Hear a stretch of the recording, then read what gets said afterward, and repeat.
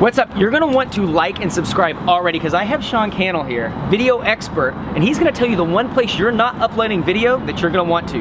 Coming up next. That's how you do it, right? That's right. Here we go.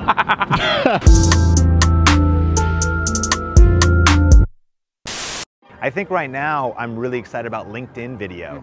LinkedIn is the wealthiest social network online, even though it's not the largest, it's the wealthiest because decision makers are on the platform, people with money are on the platform, entrepreneurs, business owners, and they've only had the ability to upload native video for a little over a year. Okay. They're just now adding live video, and most people are asleep on it. In fact, half the audience was like, LinkedIn? Right. They checked out right then, yeah. But actually you want to lean in. It's just for your resume, right? Exactly, and so it's a social network, and with 550 million monthly or total users, and around 250,000 monthly active users, it's one of the most active. A lot of people are active like 7 days a week, like they're highly engaged and they're ready to make decisions. Yeah. So if you want to have business happen, uploading video on LinkedIn is strategic to attract the kind of business you want. And then I think that video is also what's dominating everywhere, whether it's still Facebook Watch, Facebook Live, native Facebook video, Instagram video in the feed, yeah. Obviously stories is video, Instagram Live is a major thing. And so video is everywhere. And once you start diving into the waters of video, I think it's the content format of choice, Social Media Examiner discovered. And so you need that mix, words, pictures, but you want to be having video on every platform. No, I think that's really good. I'm going to touch on LinkedIn one more time before we wrap up here is, do you feel like there's a different type of content that you find that is converting more on LinkedIn? Because each of these I find like, sometimes people are looking for different things. Video obviously is the great conduit to getting your story out there, but do you feel like specifically with LinkedIn, different types of video you're finding converting better, or what you're talking about there is different than what you're talking about on your YouTube channel? Absolutely, I've got a handful of best practices. Number one, you got a 10-minute time limit, so like keeping that in mind. Number two, from even the experts I've interviewed about it, 2 to 5 minutes is actually better. A little bit shorter, okay. Nugget, bite-sized, digestible. Number three, it doesn't have to be all business. Everybody on the platform, just because they're so businessy, they're humans. Right. So content that maybe is about the inner game, the inner struggle, content about confidence, that could be related to business. But initially when I approached LinkedIn, I thought, okay, I should share the latest stats about online video. I should, kind of be technical. Right.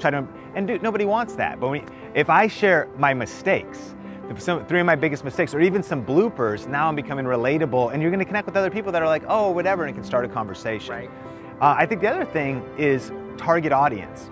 YouTube, my target audience is kind of like that end user that's trying to figure out video, right. That's trying to find the right camera. On LinkedIn, I realize, well, if I want to work with brands, I've worked with Canon, I've worked with DJI. Right. So now it's like, okay, what kind of content would position me to go speak at Dell, on video and the book I've written and whatnot? What kind of content would potentially get me in touch with decision makers at a brand I want to work with, or a brand that I would love to test their cameras and have them send?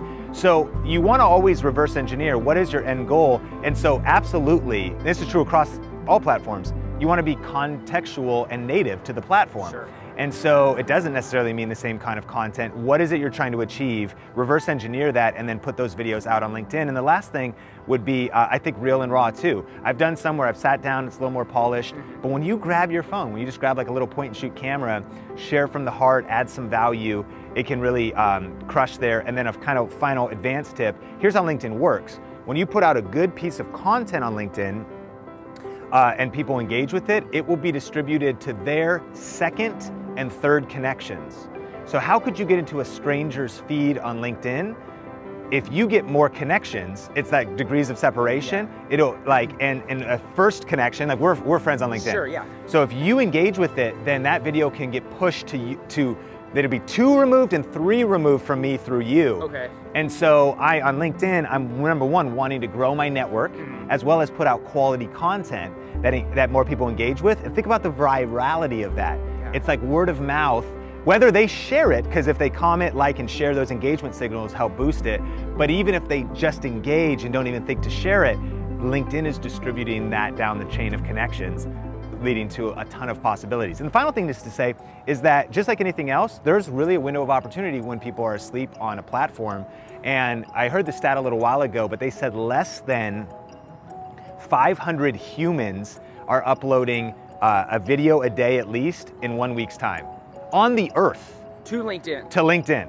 And so So this is where you can get ahead of the curve. Where you can get ahead of the curve. Where it's, you know, attention for pennies, for free, for nothing, because you're going to be one of a very few people that are actually doing this before everybody gets on the train. Probably 100,000 people are uploading multiple videos a day on YouTube right now. Right. Less than 500 are uploading, you know, a day. And so just like quick clips, testing, filling it out. And that'd be the last thing, is that we can get real tactical. It could be overwhelming. You really just got to start. Right. Punch fear in the face, punch perfectionism in the face, press record, and post that video online, and then learn and study. Like, look what happened, look what resonated, Sure. look which post got the most comments and really struck the emotional core of your audience, and then double down and follow up on that topic.